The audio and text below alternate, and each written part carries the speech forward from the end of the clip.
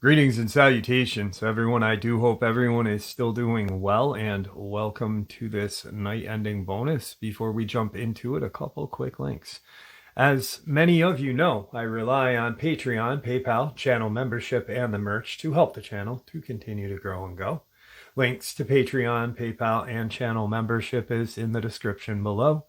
Merch is displayed directly under the video. Also, Dogman, Frightening Encounters, Volume 1 through 3, the audiobook versions.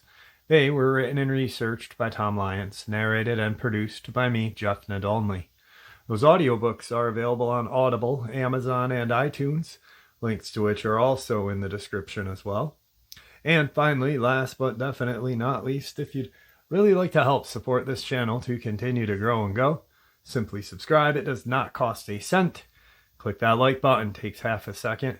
If you don't want to miss out on any of the informative uploads that I put out daily, click the bell icon. And folks, please leave a comment and share the video.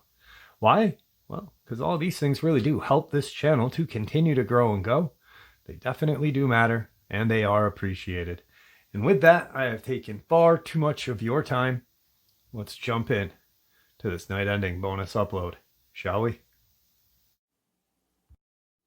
Tonight I am going to share with you some proof, evidence that the government or NWO or secret government or whoever you want to call them tried to stifle Admiral Byrd and his find, the Great Unknown.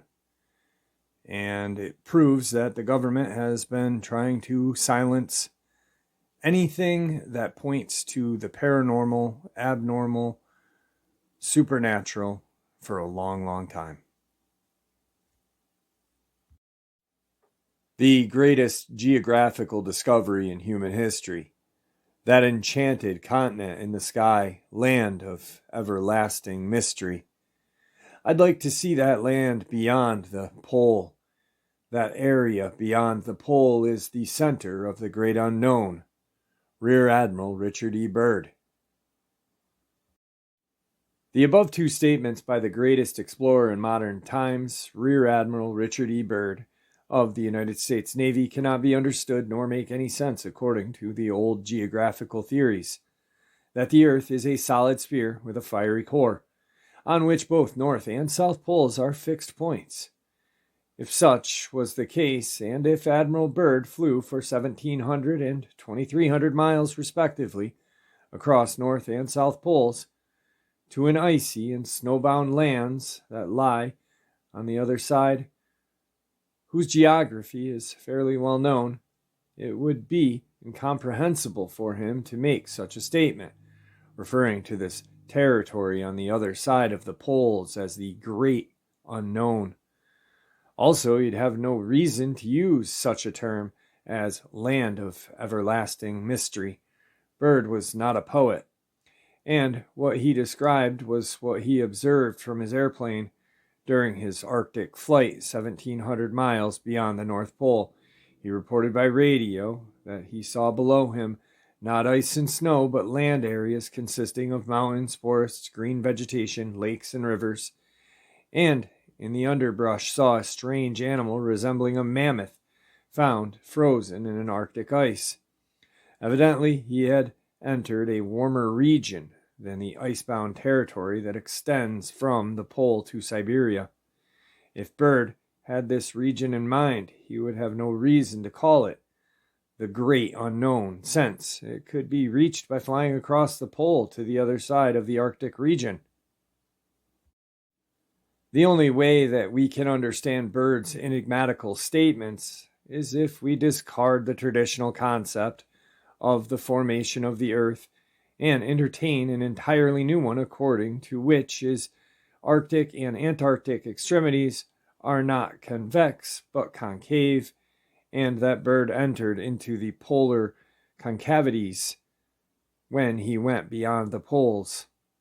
In other words, he did not travel across the poles to the other side, but entered into the polar concavity or depression which, as we shall see, opens to the hollow interior Earth, the home of planet, animal, and human life enjoying a tropical climate. This is the great unknown to which Byrd had referenced when he made this statement, and not the ice, a snowbound area on the other side of the North Pole extending to the upper reaches of Siberia. The new geographical theory presented for the first time makes Byrd's strange, enigmatical statements comprehensible and shows that the great explorer was not a dreamer, as may appear to one who holds the old geographic theory. Byrd had entered entirely new territory, which was unknown because it was not on any map. And it was not on any map because all maps have been made on the basis of the belief that the Earth is spherical and solid. Since nearly all lands on this solid sphere have been explored and recorded by polar explorers, there could not be room on such maps for a territory that Admiral Byrd discovered, and which he called the Great Unknown. Unknown because not on any map. It was an area of land as large as North America. This mystery can only be solved if we accept the basic concept of the Earth's formation, presented in a book and supported by observations of Arctic explorers, which will be cited here. According to this new revolutionary concept, the Earth is not a solid sphere, but is hollow, with openings at the poles, and Admiral Byrd entered these openings for a distance of some 4,000 miles during his 1947 and 1956 Arctic and Antarctic expedition. The great unknown to which Byrd referred was the iceless land area inside the polar concavities, opening to the hollow interior of the Earth. If this concept is correct, as we shall attempt to prove, then both North and South Poles cannot exist, since they would be in midair, in the center of the polar openings, and would not be on the Earth's surface. This view was first presented by an American writer, William Reed, in a book, Phantom of the Poles, published in 1906, soon after Admiral Peary claimed to have discovered the North Pole, and denying that he really did. In 1920, another book was published, written by Marshall Gardner, called A Journey to the Earth's Inner, or Have the Poles Really Been Discovered, making the same claim. Strangely, Gardner had no knowledge of Reed's book, and came to his own conclusions independently. Both Reed and Gardner claimed that the Earth was hollow, with openings at the poles, and that in its interior lives a vast population of millions of inhabitants, composing of an advanced civilization. This is probably the great unknown to which Admiral Byrd referred. To repeat, Byrd could not have had any part of the Earth's known surface in mind when he spoke of the great unknown, but rather a new, hitherto unknown land area, free from ice, snow, with green vegetation, forests, and animal life that exists nowhere on Earth's surface but inside the polar depression, receiving its heat from the hollow interior, which has a higher temperature than the surface, with which it communicates. Only on a basis of this conception can we understand Admiral Byrd's statements. In January 1956, Admiral Byrd led another expedition to the Antarctic, and there penetrated for 2,300 miles beyond the South Pole. The radio announcement at this time, January 13th, 1956, said on January 13th, members of the United States expedition penetrated a land extent of 2,300 miles beyond the pole. The flight was made by Rear Admiral George Defeck of the United States Navy Air Unit. The word beyond is very significant and will be puzzling to those who believe in the old conception of the solid Earth. It would then mean the region on the other side of the Antarctic continent and the ocean beyond, and would not be a vast new territory, nor would his expedition that found this territory be the most important expedition in history of the world. The geography of Antarctica is fairly well known, and Admiral Byrd has not added any significant to our knowledge of the Antarctic continent. If this is the case, then why should he make such an apparently wild and unsupported statement, especially in view of his high standing as a Rear Admiral of the United States Navy and his reputation as a great explorer? This enigma is solved when we understand the new geographic theory of a hollow Earth, which is the only way we can see any sense into Admiral Byrd's statements and not consider him as a visionary who saw mirages in the polar regions, or at least imagined he did. After returning from his Antarctic expedition on March 13, 1956, Byrd remarked, "The present expedition has opened up a vast new land." The word land is very significant. He could not have referred to any part of the Antarctic continent, since none of it consists of land, and all of it of ice, and besides, its geography is fairly well known, and Byrd did not make any noteworthy contribution to the Antarctic geography, as other explorers did, who left their names as memorials in the geography of the area. If Byrd discovered a vast new area in Antarctic, he would claim it for the United States, and it would be named after him, just as would be the case if his 1,700-mile flight beyond the North Pole was over the Earth's surface between the pole and Siberia. But we find no such achievements to credit of this great explorer, nor did he leave his name in the Antarctic or Arctic geography to the extent that this statement about discovering a vast new land would indicate.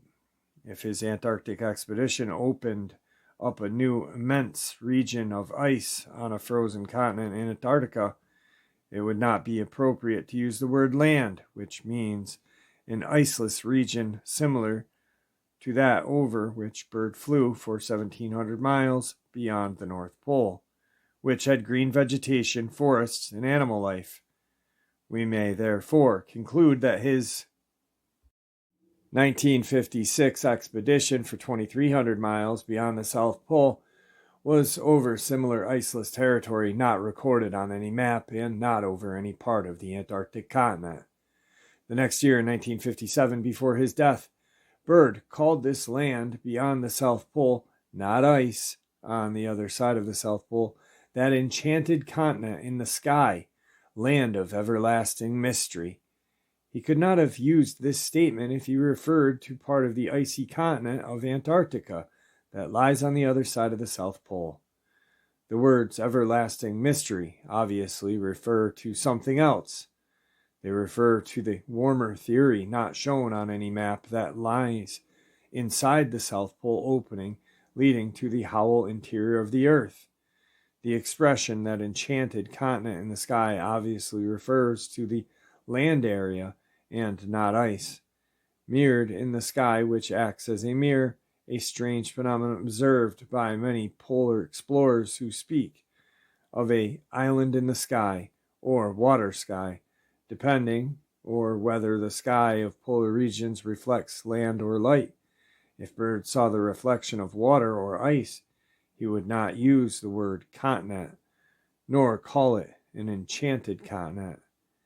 It was enchanted because, according to accepted geographical conceptions, this continent which Byrd saw reflecting in the sky, where water globules act as a mirror for surface below, could not exist. We shall now quote from Ray Palmer, editor of Flying Saucer magazine and a leading expert on flying saucers, who is of the opinion that Admiral Byrd's discoveries in the Antarctic and Arctic regions offer an explanation of the origin of flying saucers, which he believes do not come from other planets but from hollow interior Earth, where exists an advanced civilization far in advance of us, using flying saucers for aerial travel, coming to the outside of the Earth through the polar openings. Palmer explains his views as follows. How well known is the Earth? Is there any area on the Earth that can be regarded as a possible origin of flying saucers? There are two. The two major areas of importance are the Antarctic and the Arctic. Admiral Byrd's two flights over both poles prove that there is a strangeness about the shape of the Earth in both polar areas. Byrd flew to the North Pole, but did not stop there and turned back, but went for 1,700 miles beyond that, and then retraced his course to his Arctic base due to his fuel supply running low. As progress was made beyond the pole point, iceless land and lakes, mountains covered in trees, and even monstrous animals resembling mammoth of antiquity was seen moving through the underbrush, and all this was reported via radio by the plane occupants for almost all of the 1,700 miles the plane flew over land, mountains, trees, lakes, and rivers. What was this unknown land? Did Byrd, in traveling due north, enter into a hollow interior of the Earth through the northern pole opening? Later, Byrd's expedition went to the South Pole, and after passing it, went 2,300 miles beyond that. Once again, we have penetrated an unknown and mysterious land which does not appear on today's maps. And once again, we find no announcement beyond the initial announcement of the achievement.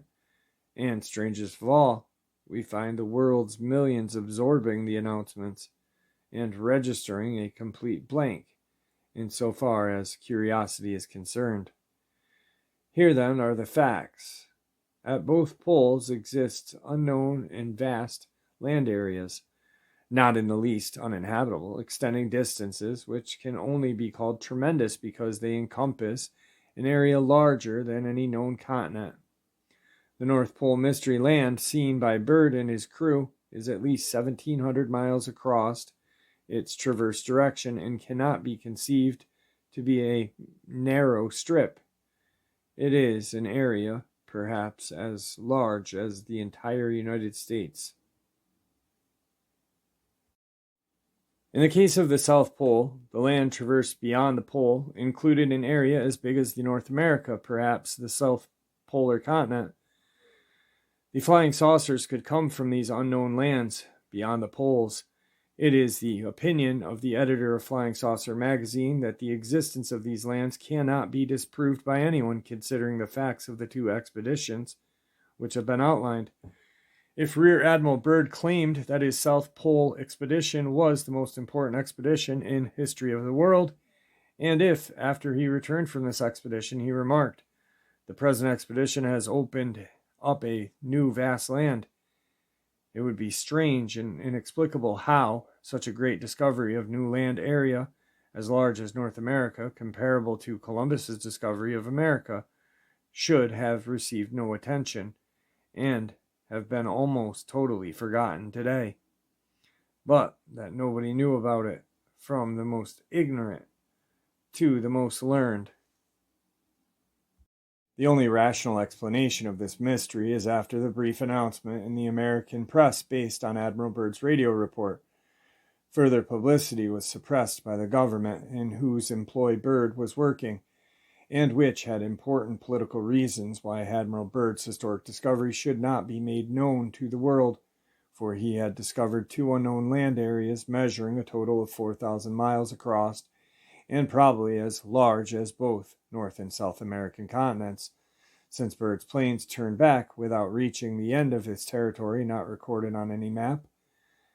Evidently, the United States government feared that some other government may learn about Byrd's discovery and conduct similar flights going much further into it than Byrd did, and perhaps claiming this land area as its own.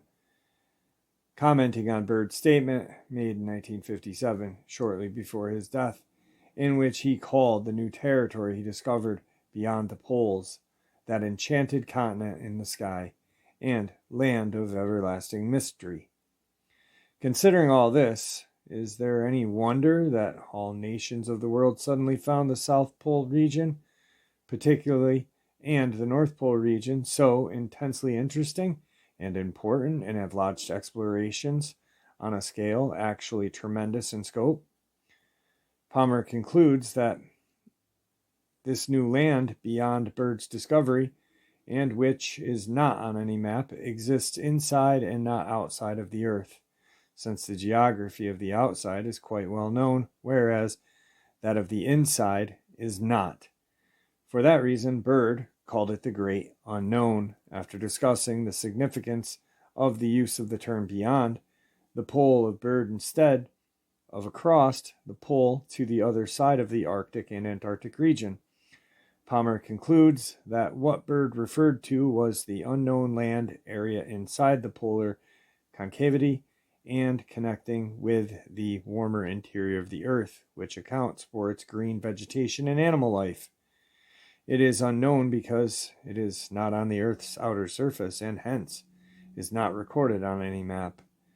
In February of 47, Admiral Richard E. Byrd, the one man who has done the most to make the North Pole a known area, made the following statement: "I'd like to see the land beyond the pole. The area beyond the pole is the center of the great unknown." Millions of people read this statement in their daily newspapers, and millions thrilled at Admiral's subsequent flight to the pole and to a point of 1,700 miles beyond it. Millions heard the radio broadcast description of the flight, which was also published in newspapers. What land was it? Look at your map. Calculate the distance from all the known lands we have previously mentioned. Siberia, Spitsbergen, Alaska, Canada, Finland, Norway, Greenland, and Iceland. A good portion of them are all well within that 1,700-mile range, but none of them are within 200 miles of the pole. Byrd flew over no known land. He himself called it the Great Unknown, and great it is indeed. For after 1,700 miles over land, he was forced by gasoline shortage to return, and he had not yet reached the end. He should have been back to civilization, but he was not. He should have seen nothing but ice-covered oceans, or, at the very most, a partially open sea. Instead, he was over mountains covered with forests. Forests incredible. The northernmost limit of the timberline is located well down into Alaska, Canada, and Siberia. North of that line, no trees grow. All around the North Pole, the trees do not grow within 1,700 miles of the pole. What have we here? We have a well-authenticated flight of Admiral Richard E. Byrd to a land beyond the pole that he so much wanted to see because it was the center of the great unknown, the center mystery. Apparently, he had his wish granted to its fullest, yet today nowhere is this mysterious land mentioned. Why? Was that 1947 flight fiction? Did all the newspapers lie? Did the radio from Byrd's plane lie? No. Admiral Byrd did fly beyond the pole. Beyond. What did the Admiral mean when he used that word? How is it possible to go beyond the pole? Let's consider this for a moment. Let us imagine that we are transported by some miraculous means to the exact point of the northern magnetic pole. We arrive here instantaneously, not knowing from which direction we came, and all we know is that we are to proceed from the pole to Spitzenbergen. But where is Spitzenbergen? Which way do we go? South, of course. But which south? All directions from north are south. This is actually a simple navigational problem. All expeditions to the pole, whether flown or by submarine or on foot, have been faced with this problem. Either they must retrace their steps or discover which southerly direction is the correct one to their destination. Wherever it has been determined to be, the problem is solved by making a turn in any direction and proceeding approximately 20 miles. Then we stop, measure the stars, calculate with our compass reading, which no longer points straight down, but toward the north magnetic pole, and plot our course on the map. Then it is a simple matter to proceed to Spitzenbergen by going south. Admiral Byrd did not follow this traditional navigational procedure. When he reached the pole, he continued for 1,700 miles. To all intents and purpose, he continued on a northerly course after crossing the pole, and weirdly it stands on record that he succeeded, or he would not see the land beyond the pole, which, to this day, if we are to scan the records of newspapers, books, radios, televisions, word of mouth, has never been revisited. That land on today's map cannot exist, but since it does, we can only conclude that today's maps are incorrect, incomplete, and do not represent the true picture of the northern hemisphere. Having thus located a great landmass in the north, not on any map today, a land which is the center of the great unknown, which can only be construed to imply that the 1,709-mile extent traversed by Byrd is only a portion of it. Such an important discovery, which Byrd called the most important in the history of the world, should have been known to everyone if information about it was not suppressed to such an extent, and it was almost completely forgotten until Gianni mentioned it in his book, Worlds Beyond the Poles, published in New York, 1959. Similarly, Gianni's book, for some strange reason, was not advertised by the publisher and remained unknown. At the end of the same year, 1959, Ray Palmer, editor of Flying Saucer magazine, gave publicity to Admiral Byrd's discovery, about which he learned in a copy of Gianni's book he read. He was so impressed that in December of that year he published this information in his magazine, which was for sale on newsstands throughout the United States. Then followed a series of strange incidents indicating that secret forces were at work to prevent the information contained in the December issue of Flying Saucer magazine derived from Gianni's book to reach the public. Who were these strange forces that have a special reason to suppress the release of information about Admiral Byrd's great discovery of new land areas not on any map? Obviously, they are the same forces that suppress news release for information, except for the brief press notice after Byrd made his great discovery and before Gianni published the first public statement about it in many years in 1959, 12 years after the discovery was made.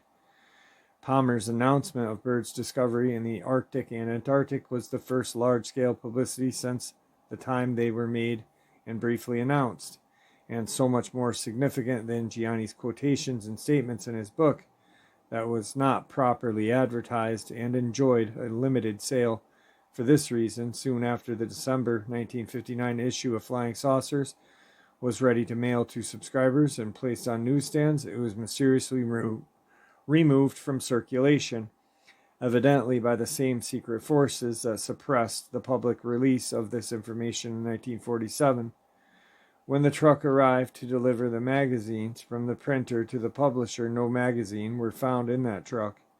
A phone call by the publisher, Mr. Palmer, to the printer resulted in his not finding any shipping receipt, proving shipment has been made.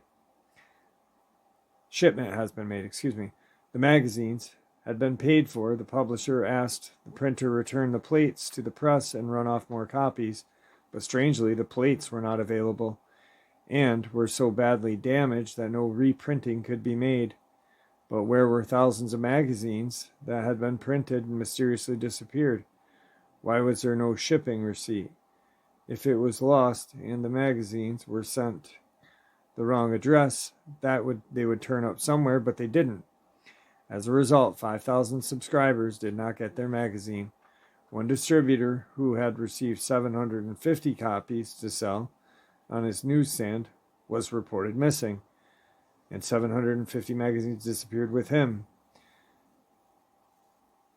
These magazines were sent to him with a request that they be returned if not delivered. They did not come back. Since the magazine disappeared completely, several months later, it was republished and sent to subscribers. What did this magazine contain that caused it to be suppressed in this manner? By invisible and special forces, it contained a report of Admiral Byrd's flight beyond the North Pole in 1947. So the first printing of the magazine completely disappeared, and the second printing did not have this report of Admiral Byrd's flight, which is very strange. So why is the government suppressing things from us? Well, they always have. This is proof right here. Like when I talk about the government suppressing stuff about Dogman attacks or, anything that's strange. And the people outside of the norm, because we're normal, we are, don't believe it. Well, it happens, a lot of information out of Virginia has been covered up. A lot of information about the case in Gov'T County, Tennessee, covered up. It's just, it's crazy that our government does this to better suit their agenda. And in the end,